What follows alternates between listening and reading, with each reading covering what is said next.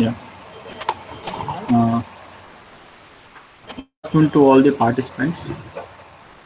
Uh, Now here we have an esteemed speaker, Gauri Padmaja. Gauri Padmaja to give a talk on DevOps. She is a senior cloud DevOps engineer from the Singapore Presshold. I Nityanandaram to introduce Ms. Gauri Padmaja.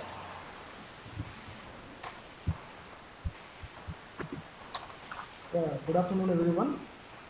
It gives me an immense pleasure to invite you as a guest speaker to address our participants in this webinar on DevOps. So, about Mr. Gauri Padmaja, currently she is working as a senior cloud DevOps engineer at the Singapore Press Holdings, Singapore, from 2019 to present. From 2018 to 2019, she worked as DevOps engineer at the Great Eastern Life Festival Limited, Singapore. From 2000 to 2018, she worked as DevOps engineer consultant at DBS Bank, Singapore. To 2016, she worked as a senior DevOps engineer at USP Global for the client T-Mobile USA. From 2013 to 15, she worked as a freelancer.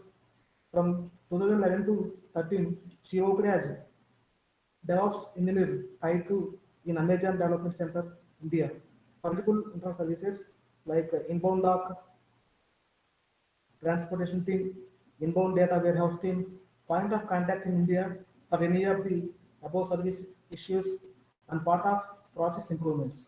Over 6+ years of experience as DevOps engineer. She having good exposure on setting up CI/CD with various tools like Jenkins, Bitbucket, SVN, Sonarchy, Nexus, Bamboo, Docker, Rancher, Cloud Delivery Pipeline, etc. for various in both on-premise and cloud infrastructures. So we hope that, Madam, your thoughts would enable our participants to gain knowledge from your expertise and experience. So now I'm handovering the session to Mr. Padmaja Praveen Garu. Please take the session, Madam. Hi all. Hi. Thank you, sir. That's a very good intro. Okay. Hi all. So currently, let's go into the topic, DevOps. And thanks, Satya Garu, because it's good to interact with students like this in order to share my experience on DevOps, and also I feel that it might be fruitful to you in getting your career path in such a way as your interests. So it is good opportunity, I feel, to you guys as well to know what technologies are used in the current IT industry, and also how the interactions would be there between various domains. So it will give you a mindset before you enter an organization. So yeah, I think that's a very good opportunity to you, and as well as for me to get interactions with you all. Yeah. Okay. So yeah, currently I work as a senior developer in the Singapore Press Holdings. So that's based in Singapore. So here I'm working as a senior DevOps. So where I handle my roles and responsibilities are on the same line. Now, what I might discuss a bit of here and there, like new technologies, I might walk you through. Okay, maybe let's go into the session and I can share you. Just a second.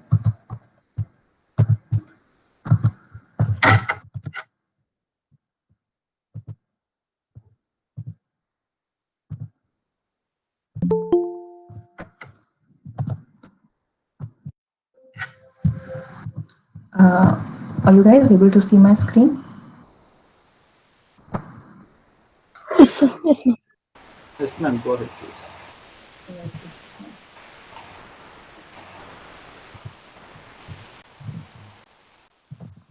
Okay. Let's see what we see in this particular session for the DevOps. So the agenda covers these things: why actually we need DevOps, and what is DevOps, what practices they would use, and what tools that they use in order to achieve those practices, and any guidance that I can give to pave your career along the lines of DevOps. And some here and there, some questions on the things that we learn in this particular session. If time permits, let's have a small tour on the AWS also. Yeah.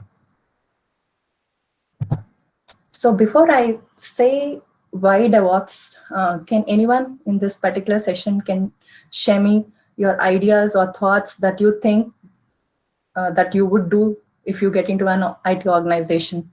What kind of tasks or roles that you might think that you would do in an IT organization? Anyone?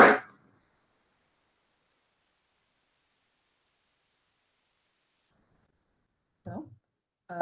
Just to check, am I audible? Yes, sir, you are audible. Yes, ma'am, you are audible. Yes. Oh, okay. Okay, let's have this as an interactive session. So make yourself free and try interact with me if possible. Yeah. So when I was, okay, let me share my experience. So while I was a student, like an engineering grad, I used to think I will go to an organization and I'll code, and just deploy. What is the idea I usually have in my mind? But of the reality. So once you enter into an organization, that's when you IT is. So you see the things that you read on the book or the labs that you being there, but it is still more much advanced that you see in real. Okay, so let's see. Okay, if you analyze a product, so what all will be dealt if you see Facebook or if you see Twitter, how you should think from a perspective like what all teams might be involved, what this Twitter or Facebook or any of the sites would hold at the back for it to show up like this. So definitely there will be several teams that might have been working together in order to achieve that state of the product. Certain teams like development team, testing team, and also operations team. So let me say you one thing. Okay, so let me say, so development team basically develops the things like write code and generate the design, see design, analyze the requirements, and send it to testers to test the code. So let us see what, just a second. Okay, so DevOps comes in picture because though these many different teams were there, the development team, testing team, and even ops team, team, all were there, but still there is a bit of slowness in the product that is delivered to the end customer. Why? Because they're working as silos. Means what I meant by silos. So the development team, right, they analyze, they build the architecture and they start working on it and they ship their features into one big bundle and let it be tested by the testing team and pushed to the operation team. So this team doesn't be involved how it will be deployed or when it will be deployed. So the roles and responsibility of the developer is mostly related on the design, develop and in conjunction with the testers to test their thing. So they don't know what's happening on the ops end. Because I, as a developer, I test my code. I feel, yeah, it's pretty good on my environment. Then I think it should be working on the production as well. I hope you know what a production environment is, or maybe like give you a quick insight. Environments in an organization, like your local environment is the local environment where you develop your code, you test it locally. There will be another environment like staging or QA environment where it will be similar to your production environment. So you test your code there. If it works, then you push it to production. So this particular team, what in the old days, right? They used to develop, but they doesn't have any visibility how the ops team is deploying, when it will be deployed. Is everything good there? So there is a slight wall. Okay, they think that I've already given my executable to ops. Why aren't they deploying? But ops team, right? They also have several roles and responsibilities. Like they need to see, they need to manage the servers, they need to do patches, and they need to do database backups, and they need to do scaling if required on the server level. So there are n number of workload or tasks on the ops end. since there wasn't a proper communication between this dev team and the ops team before, there weren't known of the dependencies that has to be there as part of the new features that these developers keep building, keep deploying into the ops. Sorry.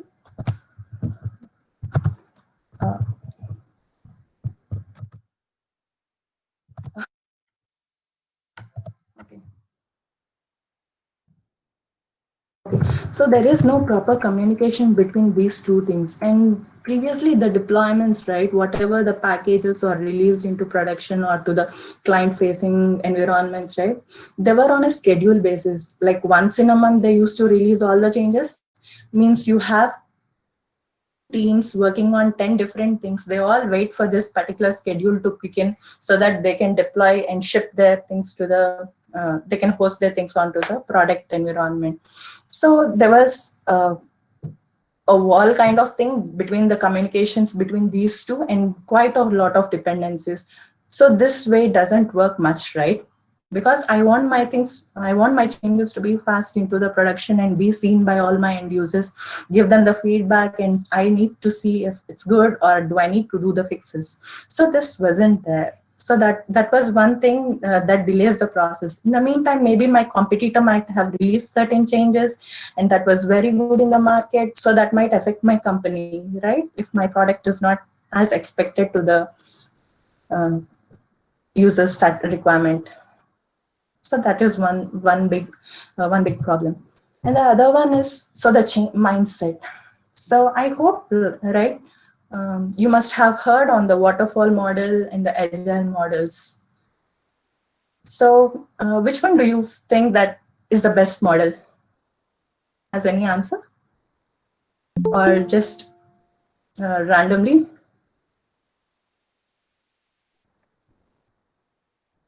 Okay. Okay. So every product, right, will have a life cycle. So right from development till it's given for the release. Means, so that all the stages will be same across any of the models, but only how we proceed through one to other stage is the change in the models. But rest all, even agile or the waterfall will have the similar stages.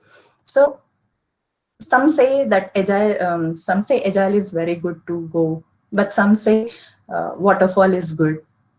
So even till now, we don't have any clear say that this is the best practice that we have to follow. So it all depends on the needs or the requirements that we have. So we choose which kind of model is important. So when both models are good, so what is the need for DevOps? What should DevOps do in this particular changing this mindset or the culture of how we are writing, I mean, shipping our codes right from development to the release? So what is there in this? So I feel that, so for you guys, right, as part of your curriculum, you would have waterfall. Means someone has to get all the requirements in at once. I mean, the requirement phase should be extremely, so that they. Ma'am, sorry for the interruption. Yeah, no worries. Participants, please unmute your mic and interact with the speaker. Okay. Yeah, go ahead, ma'am. Yeah, thank you, thank you. It's good to be interactive, okay, rather than talk. It's good to be interactive. Thank you for that, yeah. So your requirements therefore should be really in, so that then you can have a proper planning in your design phase. So the architecture, everything will be properly implemented in the design, then only the development starts. Until unless the design is not finalized or anything, your implementation doesn't start in the waterfall model. So once the implementation of all the modules, suppose if your product is quite big, it has n number of modules, until unless all modules were verified and there, until the testing of all them is done, it will not be released into your market, into your product market. Already the time that you spend on this particular product has like gone very, very long. So, but by the time, right, all the validations, verifications, the rigorous testing was done on this product and released to the market, the customer might have thought, oh, now I don't see this as meeting my current requirements. It looks quite old. So these challenges would occur for the waterfall model. But whereas when you see the agile kind of methodology, right, you'll have the same development. I mean, you'll have a deck, but it will be divided into small chunks. Like you will keep iterating it for some set of time duration, like 2 weeks to weeks of sprint. So basically, you will iterate the modules and keep releasing your product into the market, get the feedback from the customer, and keep improving. Whereas in the waterfall, you just only be able to see your product after the entire phases are completed. So maybe I don't want to go in depth because our concept is we have quite more concepts in DevOps. So these were the things. So the better thing is if you have stable requirements, it doesn't change, like the DRDO, or even if you see any public government-based organizations, right, that have only clear requirements and that doesn't change for a long time, then waterfall is better. But for a fast-moving products, like streaming or like for the e-commerce sites, you need to keep using the changes. You need to engage your customers with the new product features in the market. So that's where the thought process of agile and waterfall change. So now let's see why we need a DevOps in this particular picture. Since anyways, agile is good, right? I'm getting my feedback back from customer and I'm able to do that and release it in some 2 weeks or less than 8 weeks of sprint. Then why do I need a DevOps? So here, right, there is a gap, if you observe, between your product when it's released to the market to the time you get the response from your customer or from your clients. So this DevOps operations, right, what it does is it ensures by using certain tools and all, it will be able to tell your product how it's in the market, or is there anything that has to be modified in this particular product so it can further enhance its performance. So it deals with certain operations. It looks how it's performing. So all those operations guys would be able to tell you beforehand than you receive it from your customer or from the client. So in this way, right, we can optimize the time that we get a satisfied customer. We can release, and by the time they think, okay, this should have been changed, you would have your fixes there already. So yeah, that's how. So these all things, right, finally why any model arise is to be in a fast pace, in this fast paced world, get your clients satisfied with the requirements, and see your competitors, or you're on your competitors. So any model will look for the client satisfaction or the customer satisfaction. So I think before I say what DevOps is right, what is DevOps, I think the previous slides would have told you the differences there will be addressed by the DevOps. So DevOps, right, it's previously when I mentioned in the other two slides, there is no tool that I mentioned, or there is no program I mentioned, or software or any technology. I just mentioned how it should be addressed, how the mindset should be. So that is DevOps. So it's not a tool or a technology, but it deals with the mindsets. Like it will change, it will help connect to all the parts of your operating model to interact with each other, to collaboratively work, so that you will get a faster release of your products and as well as a satisfied customers. So if you see, right, in the diagram, the circle one, where dev, operations, and quality assurance combine. So mostly it's a diagrammatic view of what I have just mentioned. So development team and the operation teams in conjunction will help us to give a quality assured products so that we get a happy customer. So that's what DevOps is. If you see the Infinity model showcased, right? So in this model, you can see the development phase, the develop plan phase, and the ops phase, like the deliver and operate or monitor. So it will connect all these particular dots to ensure this. It's good, like representing in diagrams is so good. But how do we know, like, how they achieve. What is the plan that DevOps have to achieve all these things? So that's where DevOps practices comes in. Okay, so the DevOps practices, right? We consider mainly continuous integration, continuous delivery, continuous deployment, infrastructure as code, microservices, and continuous monitoring as the main goals that has to be addressed in first place by a DevOps engineer. So ensuring this will ensure a quality product, will ensure a monitored product. So that's where DevOps deals with connecting all the points in the infinity loop. So let's see in detail maybe what these circles present. Am I a bit fast or okay? Okay. Okay, ma'am, you can continue. Okay, cool. So here, right, the continuous integration, delivery, and deployment. What does this mean? Why should I use them? How will they enhance my product speed?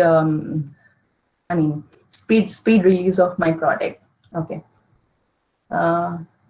Okay. Suppose like consider developers. There might be a team of developers working for a certain module.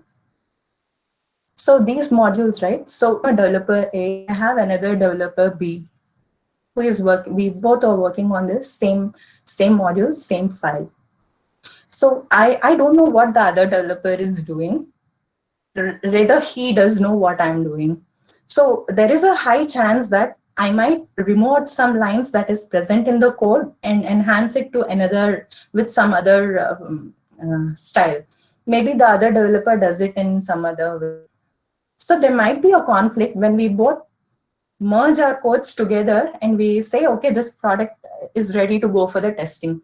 So there will be a merge conflicts. So there are certain source code management tools, the GitHub or the SVN or the code commit that you can use in order to store all your code into it. So that whenever any developer needs to access the code to perform a new assignment, new task, he just pulls it in from your source code repository like GitHub or GitLab or whatever it is.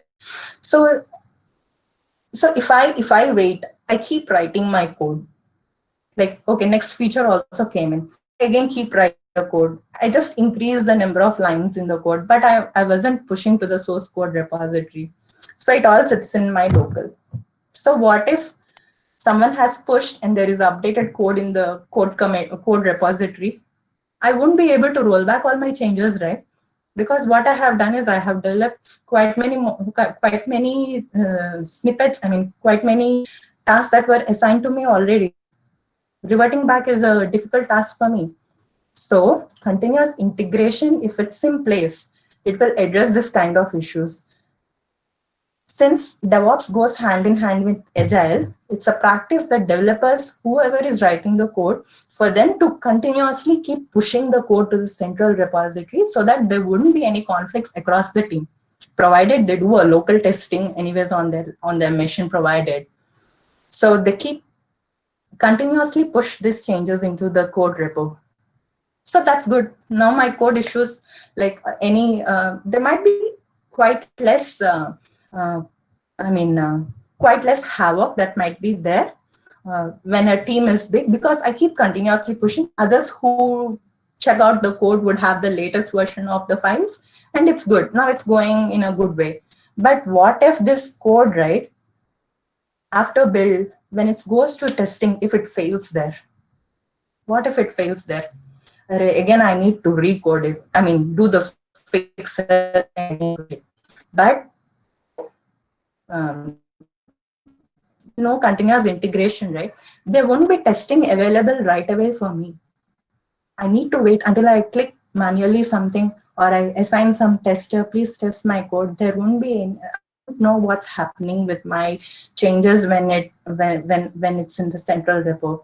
So continuous integration, when we have done it, it ensures it takes in the code every push repo is considered, and it will be built into an executable, and it will be tested completely. So that there will be a feedback to the developers, and via a notification or a Slack or an email, so they would get back and know, okay, that's fine, I'll fix it soon and I deploy. So that's how it goes on with continuous integration. So that's a very important topic. So do not wait until all your tasks were done. Keep pushing the changes once local tests are good into the central repo. Okay, now I'm done, right? So now I'm done with building the code, testing it. So now what? Can it into production? No. It has to go through several environments. So there is something called a staging environment. So the automated way in the DevOps model, right, it would ensure the build, test, and it is deployed to your staging environment automatically. So staging environment, right, since it's a replica of your production environment, the configurations of production will be similar to the configurations. I mean, the staging configurations would be similar to the production. So I can ensure like any tester, any quality tester, or any load tests or any performance tests done on the staging where my codes are there, I would get to know in advance. Then something happens in production, I deploy. So that's where till it goes to the staging, there's like continuous delivery. So you halt there. Once everything is good, your security things are cleared, your management approves, then you go deploy in production. So the phase till this stage is the continuous delivery. But some say, why do I need to wait? I'm very confident that my changes, whatever I did, will be very good in production. There shouldn't be any issues. So that's when continuous deployment comes. So continuous deployment doesn't have a halt. It will right away go from your central repository to your production. So passing through all these stages, build, test, and stage, it will push to production. But the thing is, it will have lot many validations between the stage and the production environment. Like you might have 100 test cases, or maybe more than that. If it's a full module checking, then it will be more than that. So there are some cases where even minor changes in the code would need to go through all these hundreds of validations and then be pushed to production. So there is again a mindset. Either you want to halt at continuous delivery and then go via the approval way to production deployment, or you continuously go your changes to the production. So it all depends on the requirement here. So by automating these, right, till the stage, like you no need to be involved. It will be all automated. So that's how getting your code till stage and production will be automated by the DevOps tools. So there will be a lot of tools that's present in the market to do this particular pipeline. So we can look that further in the later part of the demo. Okay. So now we have covered three circles of DevOps practices. Now let us see infrastructure code. Till now, what we have seen is one side of the coin, the development, the testing, and giving it to release. Now let us see at the other side of the coin, where infrastructure. So infrastructure, right? Your code has to sit somewhere for it to be available to the outside world. So that is infra. So this infra is not a small issue. It should be highly considered, because okay, maybe I go into the scenarios. Let me tell you what this infra people will do on a daily basis, on their roles and responsibilities daily. So they are responsible to set up the servers, configure the networking, create the route tables, configure the DB, install your dependencies. Every application, right? If I have a Java application, I need to have those Java dependencies in my server, else I cannot deploy my software. So that kind of software dependencies, everything will be installed by the operations team. Yep. Okay, so now it's there. Good. Is that all enough? No, right? Yes? Enough, right? That's enough, right? I can deploy my software, so it will be available. Why should I be worried? Okay, no worries. So that's not enough, because they also need to maintain. In case if your server goes down on which your software is present, then who would bring another server in place and deploy these configurations so for our application to be available? So not only that, but also they have to do the DB backups regularly. And in case if they have to update any security patches, they need to update onto the servers on a regular basis, else there would be security issues. So these all tasks, right, they do manually. They used to do manually. So during that time when they were manually doing all these things, right, there is a lot of time invested and effort from the operations team, because it has to be very careful when you have to match two servers with the same configurations. You shouldn't be missing the required dependencies. So there is a time and effort, and also it's error prone because it's done by human. So in order to overcome these, there is something called infrastructure as code. So you saw product writing in Java and all those Java, .NET, Groovy, or whatever it is. So infrastructure also has such tools to write in a document, to write in a way such that those can be executed on multiple servers. So reducing the human intervention. So what all we have discussed in the above slide, right? If you see, there is setup and maintenance. But when I have to consider infrastructure as code, I need to still further split them down into identify what exactly is the issues I need to automate so that it will be easier for me as an operations team.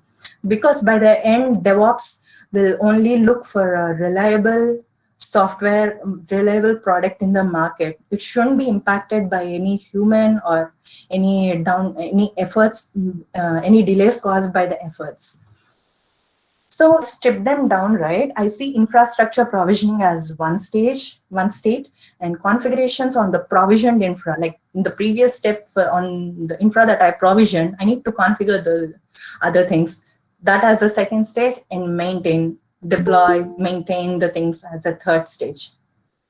So if you see infrastructure provisioning, so as we discussed before, need to spin servers, networks, create load balancers. So the tool, the infrastructure as code tool that I have should be able to do this when I write some code in. When I execute it, it should be able to spin up the server for me, configure the network for me, and configure the load balancers for me.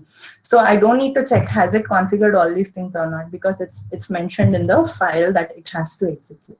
So spinning up n number of servers wouldn't be a much issue for me because it takes via the code that we have written. Just running the code would do. And apart from that, this configurations. So the dependencies of the applications. So those all applications can also be coded as a dependencies that has to be installed on top of the service. So when some application team comes to me, hey, I need these things, can you please install? So there is no need to have manual. We can just write that in the script and ensure we run it on them, and that's it. It's up the dependencies. And yes, in the maintain portion. So the scale up, scale down servers also, I don't need to worry because I have the template ready. So any new server that comes up, it refers to that template and comes up. So there would be a minimal effort from my end in order to ensure that the new server is with the same configurations as the other servers in the group. And deployment, deployment of application on infra.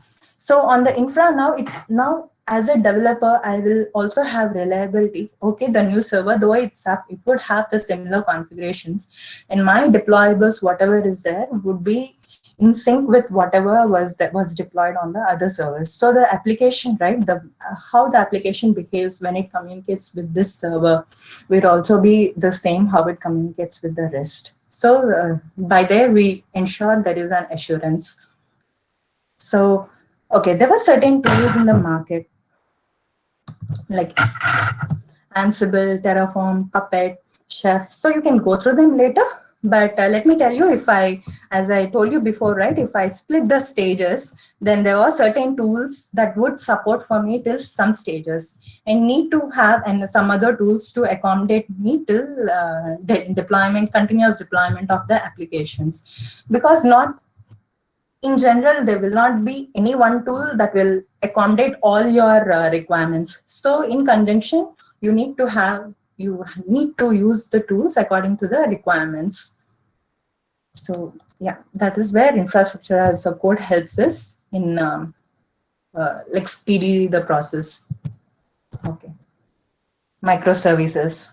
I know most of you guys might be smiling listening to this because this is a very buzzword. Microservices, Docker, and Kubernetes. Okay. So what is this microservice? Anyone from the group? Any ideas or any pointers? So what I thought is like these are like small.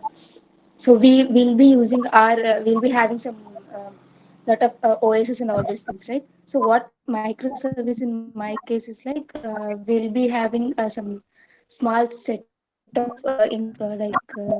these OS virtual devices. So we use that to upload our code or whatever it is. So it might be confusing for you to understand my terminology, but that is what I thought. Like these are like virtualized devices for us. Okay, okay, good. Not a problem at all. I can understand. I can relate to what you say. That is some part of it, but let us see what else it would cover along with what you have mentioned. That's a very good one you mentioned.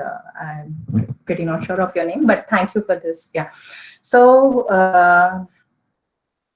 okay. If you want to go via a scenario, right? Take Flipkart or Amazon. So any portal, they would have a search bar for their product. They would have a catalog list. They'll have my orders, and they would have some promos that's going in the page, right? So all this is giving the final view to the end customer. So there will be several internal modules that would be there to support these things that you see on the site. So microservices, how it came in is previously, even in waterfall model or previous models, what you see, they used to code everything once completed, then only deliver. So even that is, yeah, okay. So that used to be one style. But here, now since it's a very fast moving world, you cannot wait until the whole site is good and it's properly tested and you then ship it to your user. And also the style of writing, shipping your code should change. Modularizing your code should change. So because when you see your application, right, as an executable, all your modules in the code, all your code is in one big block, think as one jar or something. Finally, it will get executed. Okay, onto some previously it used to be like on desktop, on the client's desktop and all, they used to have these executables installed. Like everything should be packed, everything should be built and tested and then deployed to those desktops.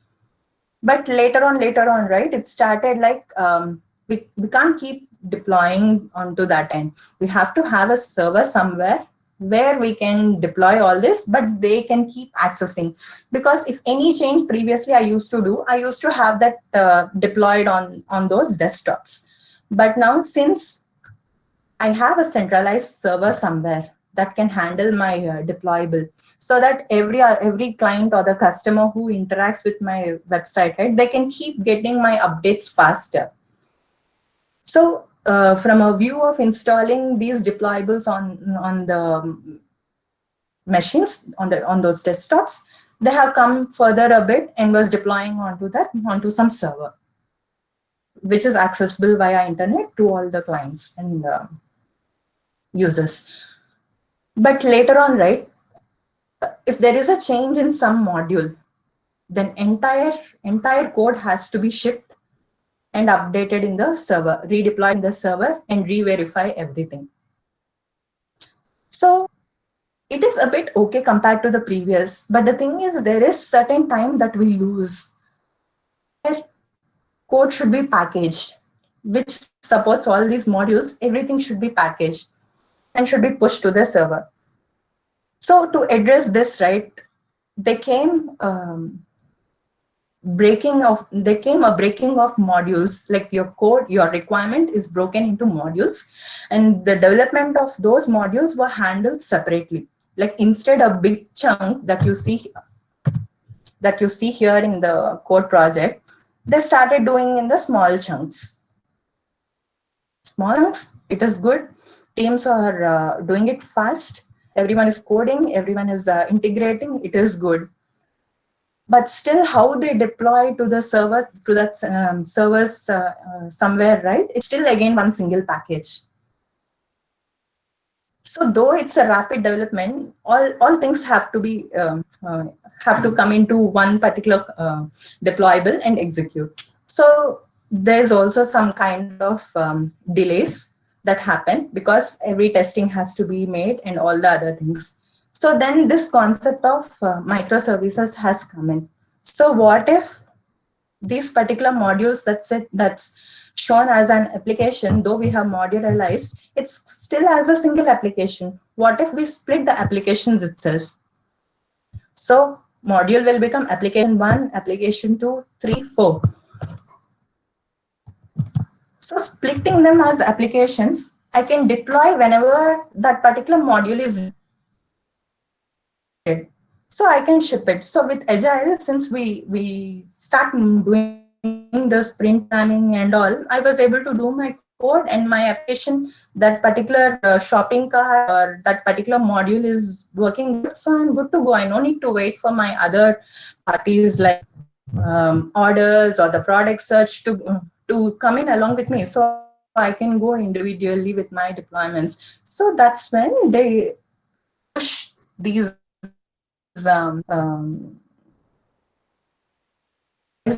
services for the deployments. So that's what is micro. Okay. Okay, so the user sees my changes. I'm good. I'm in competition with the market. I'm okay with the emojis or whatever I need to code and push. I no need to wait for other modules to ready. I can push it off. I can get good user experience and all. I'm good in the market. There is something called scalability. So though I'm deploying my executable without depending on others, still the server is same, which is sharing with the other modules. So what happened is, rather it was a thought that came in to split the servers. Like module A can run on certain containerized environment with its dependencies. So it doesn't even need, so if there is a huge traffic or something like a promotion, my promotions page will be dying like anything. So what I as an ops team, as a DevOps team should think, okay, I need to ensure that this particular portion, this mostly available when compared. So what I do, I will ensure this module is placed in multiple, so that only that can be there and it is fastly available, and even the clients are happy. So then they came in, okay, then we isolate the dependencies that each and every module or the application would need. So in conjunction with the VMs and the, okay, just to take you to the other side, seeing is the application side microservices. So at the same time, parallelly, on the infra level, so like the VMs and the Dockers. This is a quite buzzword, right? It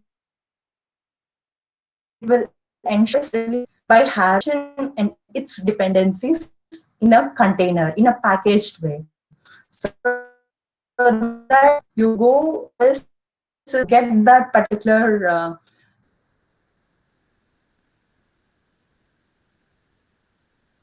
and deploy. So you need some modules. So you can go module wise and deploy these along with these dependencies in a modularized way onto the servers. So that's when this microservice, Dockers, and all these came in. have multiple. Okay, okay. Is it okay for you all? Any confusion till here?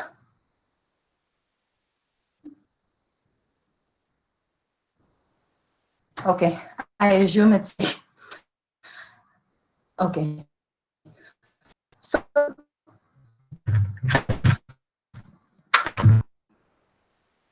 right? Just a second. Okay.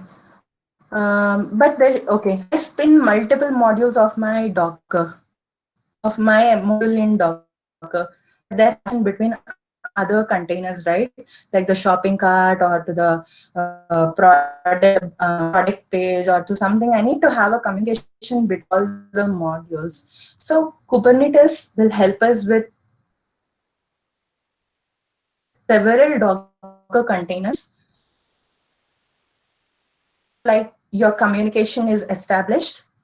In case, so with respect to Docker, right? Kubernetes has Docker, I mean, uses this Docker, but would additionally have certain layers to ensure like your containers are scalable. Like in case if by something your container is dead, it will ensure Kubernetes would ensure there is a replacement with another container. So give you a reliable application. So it's also, so Kubernetes is also a script, like you can define things like how many containers you should have. Is it how the service should be? Is it a load balancer or is it what kind? Maybe I won't go in depth of the internals of the Kubernetes, but I would give you a high level view of what Kubernetes is. So it will ensure the scalability of your containers. So you can have this in mind when you go any sites on the Kubernetes. So ensure there's a network layer, like a communication internally between all these particular containers that's ensuring like there are certain namespaces. Like I have has some other project also. They would be also hosted on the Kubernetes. So Kubernetes will ensure this is isolated from this. So the communication, whatever happens to my shopping cart is all internal, and it's good, and it's communicable there, and also scalability is there. So there will be any effect on the other apps running there. So it will basically layer containers for your Docker. So that I view on the microservices, Kubernetes, and Docker. So, okay. So one of the circle in the DevOps, right? It's continuous monitoring. I've seen is the development portion, the headache that's involved when if there is no CI or the CD, and how on infrastructure level how it's improved like that, and on the coding and on the microservices level we have looked. Let us see after the deployment. Now what? Is my role ended here? So I deployed my service. Everyone are asking, is it done? Being a DevOps engineer, your role will not end here. You should have a continuous monitoring of the application that you have deployed. At the backend, though your Kubernetes or your Docker or whatever microservices are highly scalable, you should always keep monitoring as a priority. Because monitoring this phase, right, it will tell how your application is performing. Might have huge throughput to your application. So how is your application sustained? Infra that you have is able to take that particular traffic, or is it able to with the amount of it takes it is getting. So all that should be monitored. Apart from that, when I click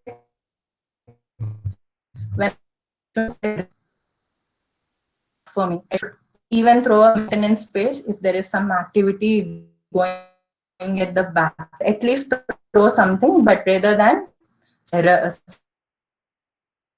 some page should be considered good competition in the market to be on top of the competition. So you have to have the monitorings also in place. So infrastructure monitoring in depth, if not in depth, maybe I'll give you some view of it. So it will check on the CPU, the memory, the load. You will be alerted beforehand. Something like 99% it is done. Oh no, what should I do now? But by that time already my application might have crashed. So it's important to have infrastructure monitoring. Not just this,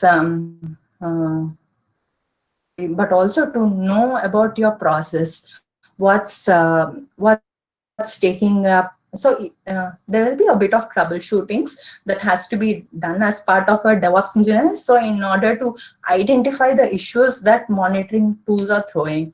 So you should be having adaptable to learn this kind of troubleshooting stuff also. You should be stretch yourself to go beyond and see what might have occurred. So okay, so that is for the infrastructure monitoring. Performance monitoring, right? Like how is the application performing? Depending on the throughput, how is my application?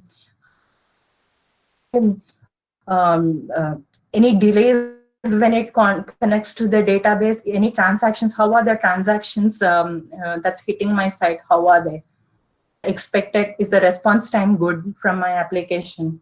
So if you see loading, I'll become a frustrated user of that particular product. So we need to ensure how the performance is also. So that's for application performance monitoring and synthetic monitoring. So this particular synthetic monitoring, right, it will ensure like my abc.com is always available. Like I'm able to see that when I see the page, at least something loads on my page without um, like unavailable or something. At least it's available for me in at least as a maintenance or something. So these were some of the checks as a continuous monitoring we do. So this will be observed before deployment, after deployment, and when expected huge traffic like the now we have Black Friday. So most of the people would be monitoring. So monitoring plays that important role. So in case if need to scale up, ops team would scale the things up. They see what processes, what's happening. So all this is quite important. So we cannot say this particular roles and responsibility takes position higher than the other particular roles. So as a DevOps, we should be able to connect all these particular dots. Okay, so previously what all I explained is like in the concept. So, but this concepts and practices, right, need certain tools in the market. So if you see, there are quite a lot of tools that's available. So as I told, DevOps is nothing but dev plus ops. So here you see this space: plan, code, build, test, and then the ops: release, deploy, operate, monitor. So this whole cycle is like ever running. There is no end for it. So it keeps going, iterations, it keeps going. So there are tools in the market, like for the code, as I mentioned, right? There is source, okay. There is Git, and there will be GitLabs, SVN. There are many such coding source code managers. And for build, you can use Maven, Gradle, the build tools like for building your Java or whatever the applications there are.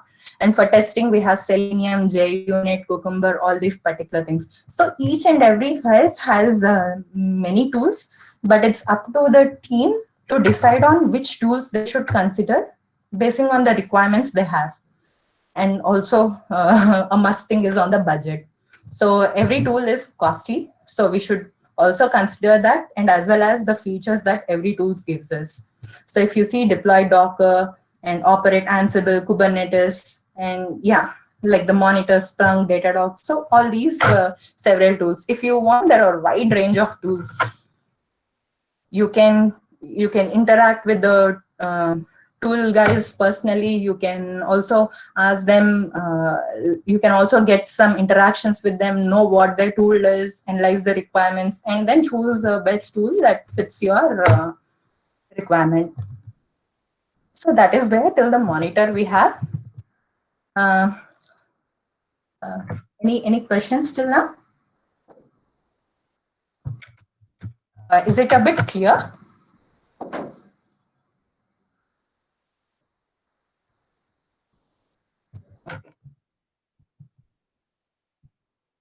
So if you again come back, right? So all this we have seen. So there is DevOps is not a one tool. It's not a software. It's not a technology. So it connects all these things with all the methodologies. So that's what DevOps is. Okay. Maybe can we go for a small quiz if you all are okay? Like maybe you can also text in the chat. Anyone in this group, like what did you understand this, what the DevOps is? Like, is it any of this? Can you, will it automating the process of software delivery and infrastructure change?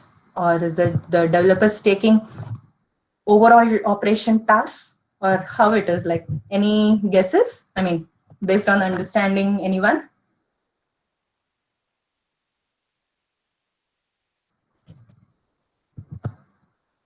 Maybe let me downsize a bit.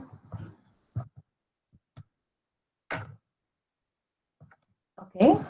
Anyone can text here. Should be okay.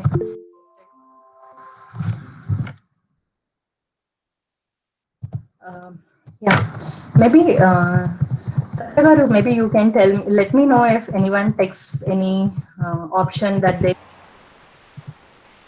One says it is option D, Option and some other one says it is option C. Option C. Okay, the ones with option D, can you let me know what's the decision point for this? Maybe. Yeah, after we Banu. Sorry, I cannot hear. It's a bit low. Bhanuchandra says it is option D. Okay, okay. Maybe the one other who says option C, maybe? Yeah, Rohit, you can speak. Yes, ma'am. From starting from the writing code and delivering, every process must take place parallelly to achieve more benefit, like to get into the market and grab the opportunity. So everyone in the team must do their work parallelly. So I Right. think my knowledge. Okay, yeah. So we go with option C because it's a collaborative work between multiple domains here, like the developers and the other IT professionals. So yeah, so automating the process parallelly along with the delivery that we have and the infra changes. Okay, let's go to the other one. Can you choose the appropriate order, like which you feel, because we have been hearing about various methodologies, right? So can you choose any of the option? Anyone? So I guess it is like A, B, C, D, E, F itself. A, B, C, D, E, F. So do all of you agree for that? Okay, okay, cool. Yeah, you need to plan the procedure first before you implement anything. Make a design out of it, write your code and execute the code, test it in your locals and test it on your QA environments, and then release our client systems and monitor and get the feedback. Yeah. So that's correct. And let's see this who would answer. So which benefits of adopting a DevOps approach could you be included in a business case to adopt a DevOps approach?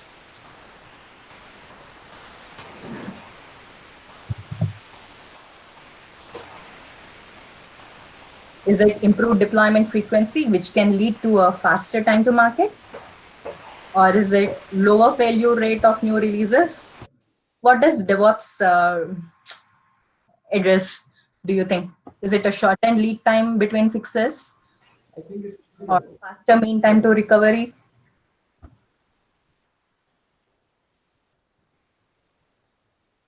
I think it's only a, I think it's all of those are correct. Yeah. I think you guys were seriously listening my session. Yeah, it's all of the above. So DevOps will be involved in all these particular, DevOps would give all these particular benefits. Yeah. Okay, that's a good session. Do you, okay. So like if you plan a career, right, in the DevOps, like if you want to have a eagle eye view of the entire not just software cycle, but also the release and the operations end. So DevOps would give you a career with um,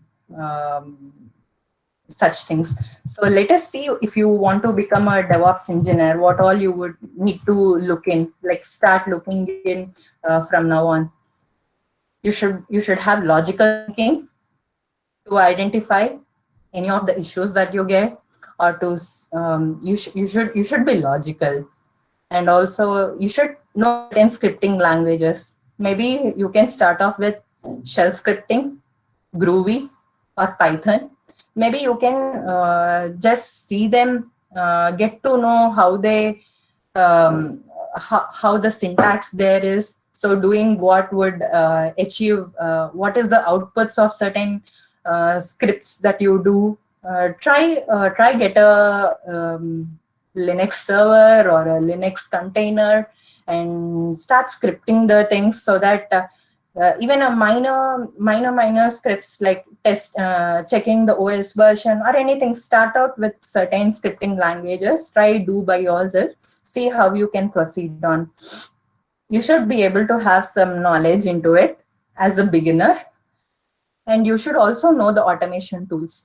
Like you have seen the various tools that we use, right? So specifically for the CI/CD, we have lot many tools like Jenkins, and we have Bamboo, and also we have from AWS also we have Code Pipeline, Code Deploy. So many. So irrespective of either it's on premise side or it's on cloud, you will be given tools in the market. So just go with the simple tool that you can use, and try create a small practical labs or practice sessions on it, so that you will get used to how it will be. And a bit of knowledge on the networking, so how components communicate. Even you can also look into the Kubernetes. uh, but I don't suggest going to I mean, networking also you should see, but I do not say go depth in it until unless you are familiar with containers and Kubernetes, then go for the networking. If you feel it's, because it's again a big ocean, start with containers, Kubernetes, and then get to know how containers communicate along that portion of networking, and then go beyond into the actual networking side. So even for containers, right, you have Docker. So all these things you can install on your laptop. You can pull the images that is available in the GitHub, play through them, do some changes to the Docker files, and you can play with containers on your local setup. Kubernetes, I know it's a bit advanced topic because you are in the start, but Kubernetes also, right? Instead the plain Kubernetes that you go directly, there are certain other tools in the market, like the Rancher or other tool like the EKS in Amazon. So there were certain tools in the market which you can use, so that understanding them, you can understand what Kubernetes in depth, rather than going once straight away to Kubernetes. Yeah. So just have knowledge on these things, so that when you enter into an organization, you will be at least able to relate the things, and then on in practice, you would be good enough. Yeah. Okay. Maybe before questions, maybe let me take you a quick tour on the AWS.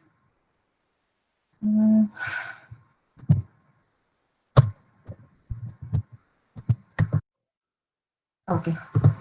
So, as I told you before, right? DevOps connects all these particular dots, your development, operations, and yeah. So if you see, right, for a start, I don't say this is a preferred AWS that you also should try in. Since I have an account in this, I'm just showing my AWS account where you can get your service. You no need to do the hard process. You can do in a better way. So for the compute purpose, right, you have certain sections here by AWS like compute, storage, database. So even the thing which I told you, right, the CI/CD, the continuous integration and delivery. So those tools were also here. You can give a try. And even for EKS and ECS containers and Kubernetes. Just a second.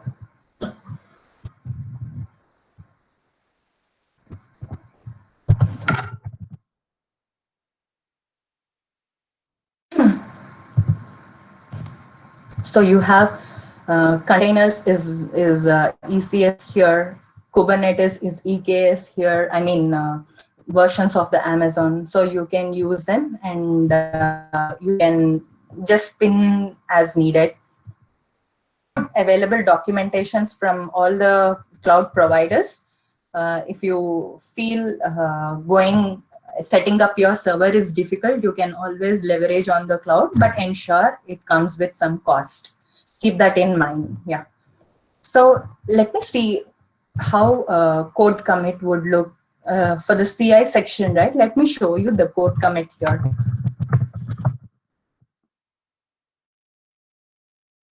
So in the cycle that I have told you, right, in this particular presentation,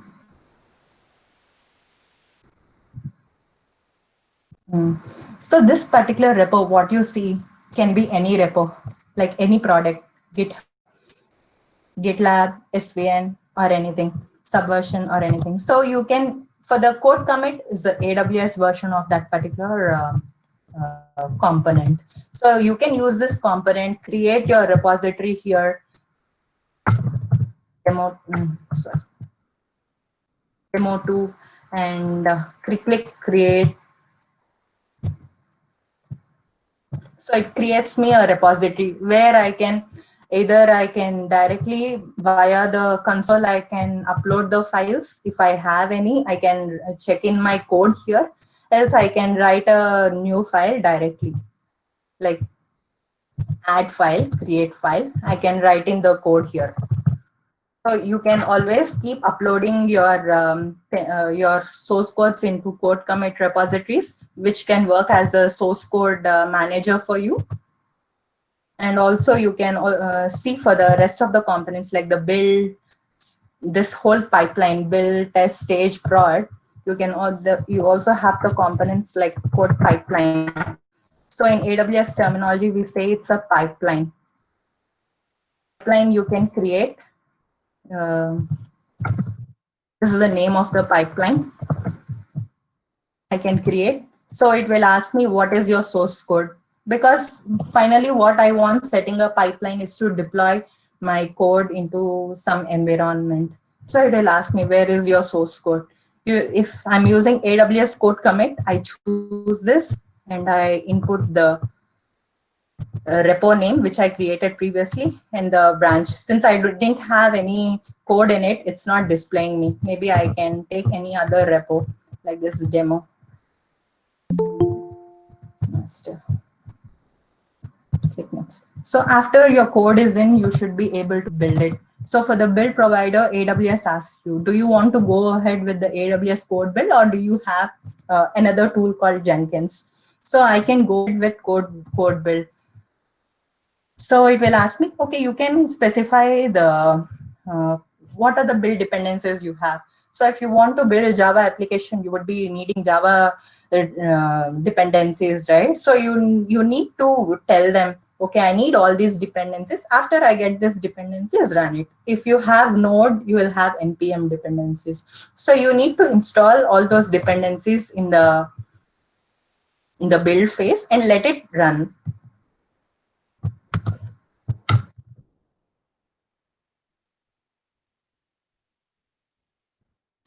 AWS, right? Here you no need to have some server available for it to build the things. AWS will, this is AWS code build is also a kind of Docker at the back end. So you specify what you need as the dependencies via some YAML file. It will get all those dependencies installed on the code build, and it will be available for you. Like I need Amazon Linux 2 operating system on the back end, and the runtime version I'm okay with the standard. And these were specific standards from AWS, which you can go across maybe later. And the environment type is Linux. So I can choose which one, either is a GPU or a Linux. For me, Linux is enough. So I just need to specify, as I told you, right? I just need to give it a file.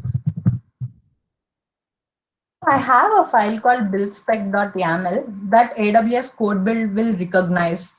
Okay, this is the file that sits in the source code. Once I see that file during this pipeline, I should be able to install these dependencies like the it's for node npm dependencies and all those things. So, and then make the build work. So it's such a thing.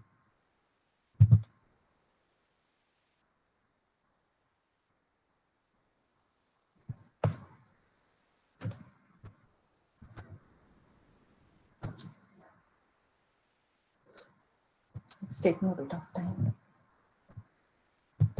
Okay. If you have a server available, right, to deploy your code, you can deploy it. Else, if you only want till the CI, you can halt at this particular process. Means, let me open a duplicate tab. Let me show you the code commit. So this is the repo I was using earlier. So that has some Docker file and some scripts. Previously, as I mentioned, the build scripts, the build specs. So here I will tell, if I'm running a Docker, I'll tell what is, these are all the Docker related commands that I need to run in order to execute Docker. If it's Java, you would write in the Java commands here. Like you need to have which version of Java and all that, so that code build will ensure that it gets those versions to build your software. So since now I don't have an environment to deploy my software, and I was only looking till the CI continuous integration phase, means when I commit the code, this pipeline should auto trigger and run the test for me. That's it. I'm good. So I'll know if my code has any issues or not. And this continuous integration and continuous deployment delivery pipelines can be separate. So it's not required that all should be in one particular pipeline. It can be separated because there comes a lot of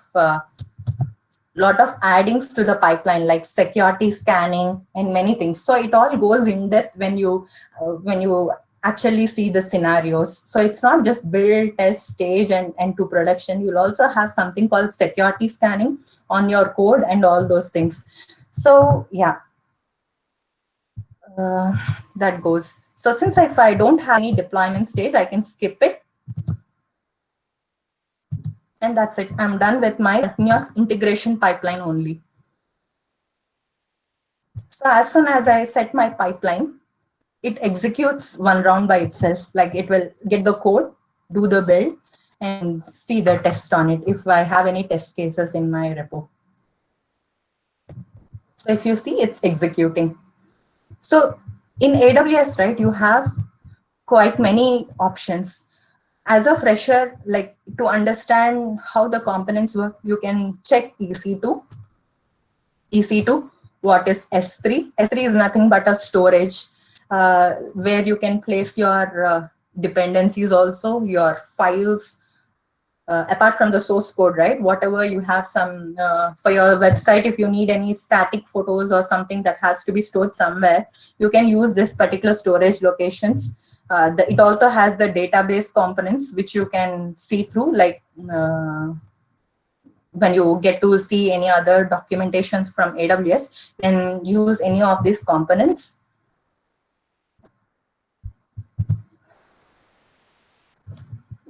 You see, it's going to next phase. So I no need to say go to next phase or anything.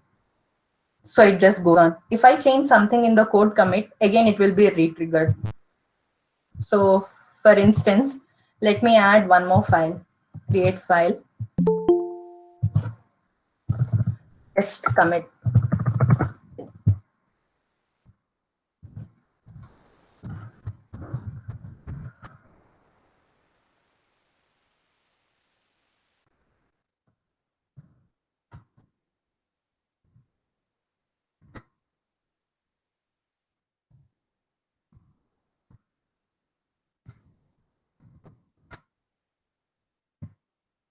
If I commit something, I just committed something into the repository.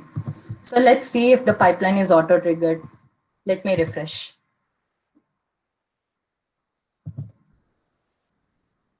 You saw it has already triggered. So there is an automatic check every time a developer or someone kicks in the code, what all you want. So apart from this, if you have any other scripts to run, you can include them in the YAML file, all the checks that you have to do, and it will be integrated to your pipeline, so it can run it. So that's how you will ensure. So previously, if you have seen, it told it failed. So as a developer, when I see it tells fail, then I just see what it says. Why did it fail? Because it couldn't find something. Oh, okay, then I need to have something in my project. So it didn't find this particular build spec YAML. So let me see if I did have it in my code or not. Sometimes it also throws the dependency errors. So that's where you get to know if your code is good, any fixes that you have to do or something. Also, this build spec YAML or giving this way, right? You will be having the same set of dependencies across environments, like your, let it be your test, staging, or production. So yeah. So that's how this is a CI integration.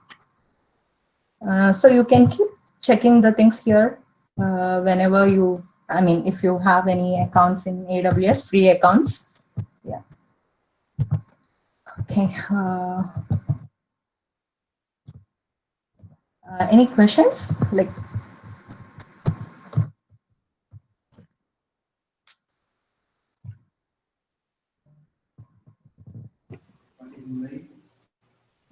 Dear participants, please ask if you have any questions.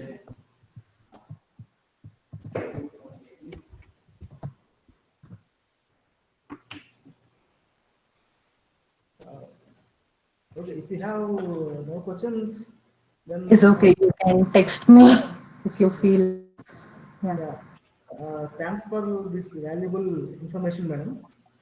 Now we are having a valedictory program. So here I'm inviting the participants' feedback and suggestions. Please, if you have any feedback or suggestions, you can make.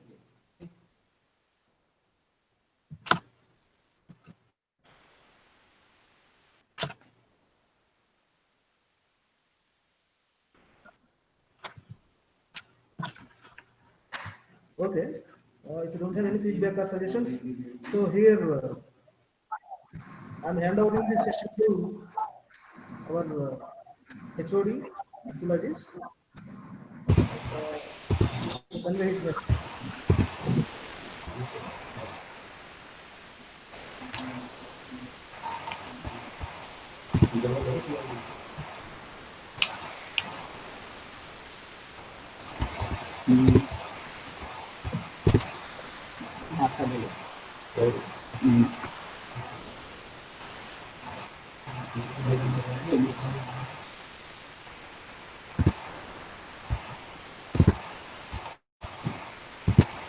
Yeah, thank you, Satya.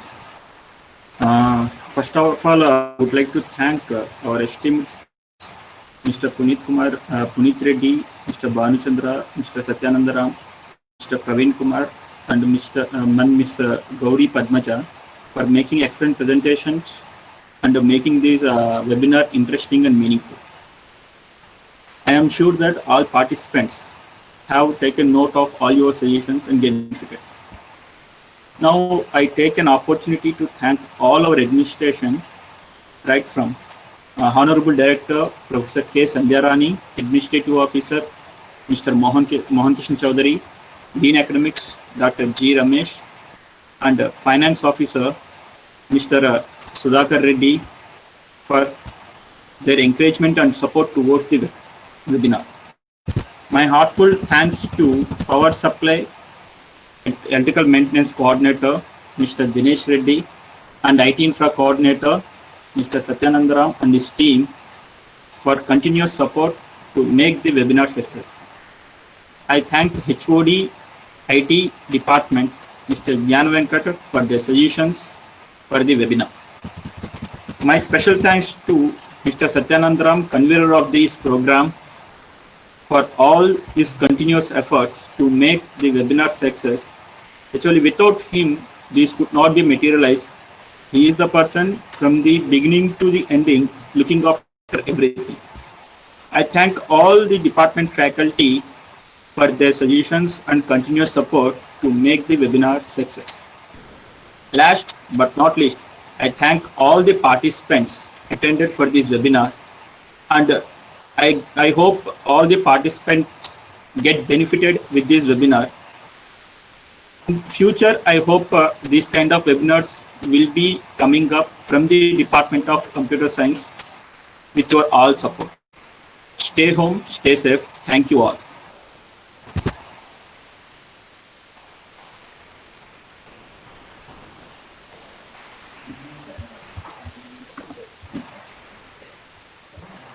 So that's it, Anna. Yeah, that's it. So here I'm posting feedback link. Yeah, we will send the feedback link through the all your participant email IDs. Please give your feedback through the link from the email.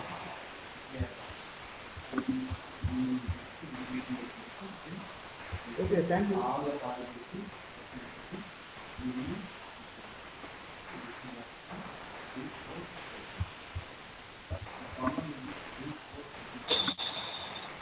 So thank you all. We are closing this section formally now.